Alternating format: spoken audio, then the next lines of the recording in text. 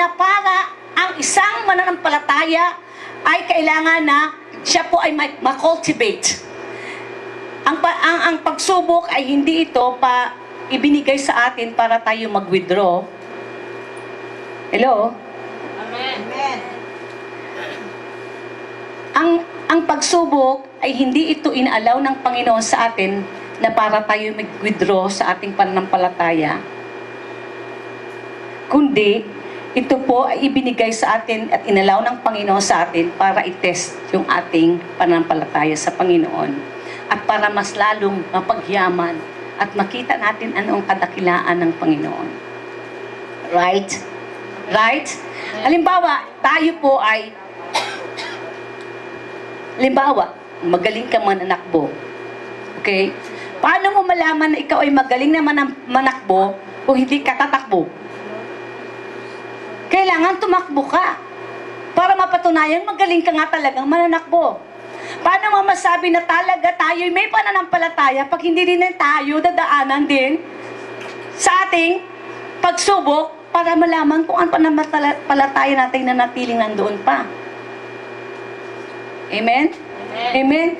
Hindi para tayo ay mag-back out, kundi para i-cultivate para mas lalo. Dahil kung tayo na nanagumpay, anong nangyayari pag na tayo natagumpay? Wow!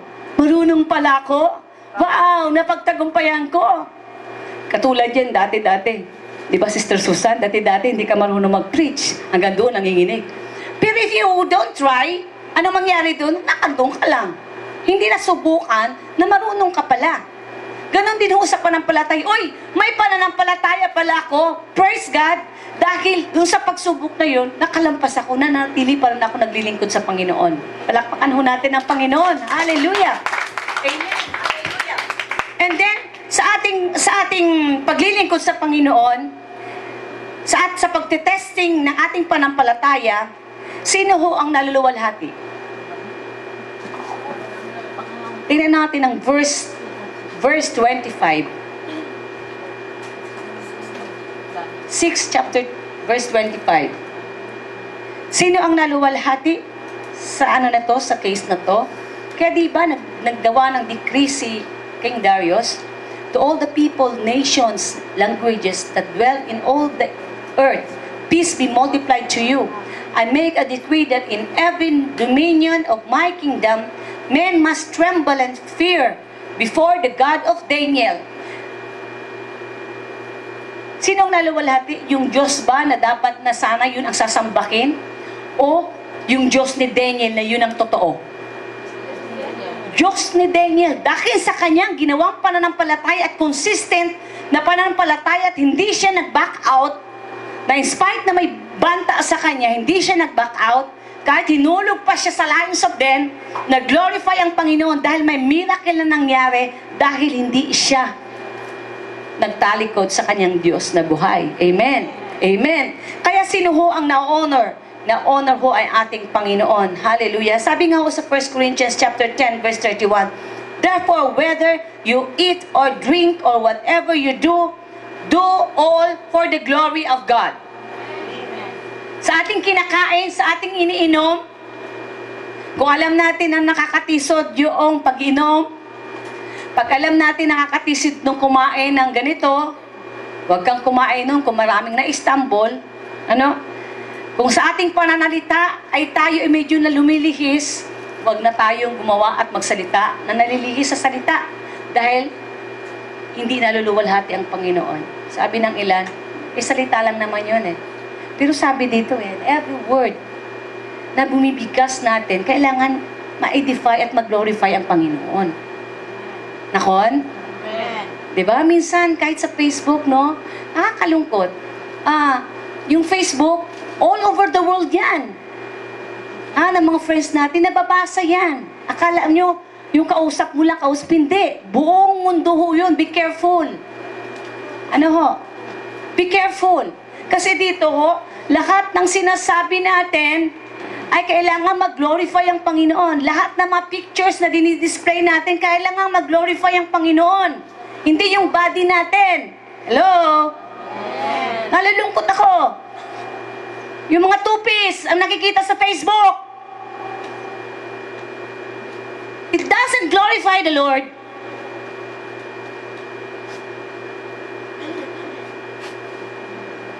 Totoo lang, around the world yun, nakakikita yun.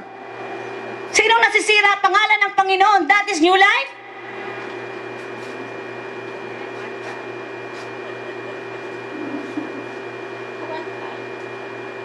Your body is a living sacrifice, holy and acceptable before the Lord. And you're offering it to the Facebook para makita na buong mundong siksi ka? No way. This body, kailangan mag-glorify ang Panginoon. Amen. Sa salita natin, mag-glorify ang Panginoon. Hallelujah. Ma-edify ang tao. Every word natin bibitawan ng Panginoon ang maluwalhati. Hallelujah. Hindi natin alam na yun i-testing sa atin. Sometimes, it boasts our egos. Dahil maganda ka, dahil sexy ka. Boast yun ho ng ego natin eh. Yun, diba? Boast our egos.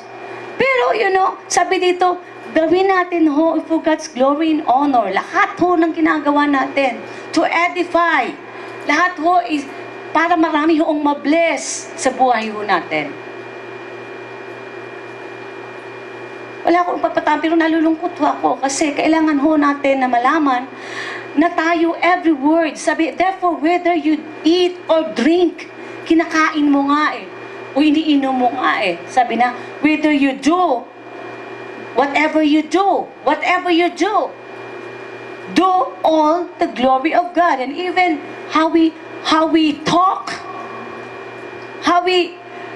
yung mga jestings, yung mga tukso-tukso na mali-mali na iba na ang lumalabas.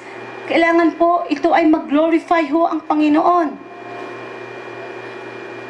Diba? Diba? The sinner is convicted when the people saw that our faith is consistent at sila po ay makukonbiktar.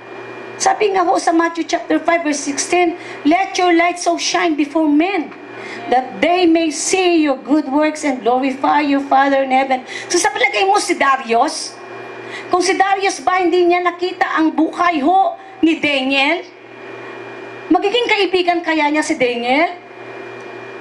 Kung isasabihin niya isang Hudyo siya ay mananampalataya sa Diyos na buhay ni Abraham, ni Isaac at ni Jacob, pero pasaraway yung buhay niya, sa palagay mo si Darius, hari ng Medes Persia, sa palagay mo siya, mabibless siya sa buhay niya, na siya mismong hari, siyang nagawa ng decree na kailangan na kung sino ang lumihis doon sa kanyang pinirmahan, ayun ay maghihulog sa lion's den, and yet nakita niya, wow, si Daniel pala yun. At siya nalungkot siya, kahit siya yung gumawa ng decree, pero naniniwala siya na ang Diyos ni Daniel ay alam niya na totoong Diyos at pwedeng mag-rescue siya sa kanya. Pero siya, kahit mismo si Darius, kitingnan mo sa binasa natin, nag-fasting siya. Wala siyang musician, gusto niyang mag-grieve on behalf. Nag-pray pa siya, nag-fasting siya. Dahil sa kanyang kaibigan na si Daniel, no? Kahit siya ay may tuturing mo that time na siya na rin ay kaaway dahil nagpirma siya. Pero, iba ang nasa heart niya dahil iba ang nakita ho niya kay Daniel. Nakita niya ang consistent na pananampalataya ni Daniel. At dito mismo po, na makita natin na tayo po, diba sa 2 Corinthians chapter 3 verse 2, you are our epistle in our hearts. Sabi dito, known and read by all men. Sabi niya, ikaw ay epistle. Sabi dito, 2 Corinthians chapter 3 verse 2, you are our epistle. Sabi niya dito, sulat in our hearts, known and read by all men. Sabi dito, in verse 3, you are manifestly an epistle of Christ ministered to us, hindi written not with ink,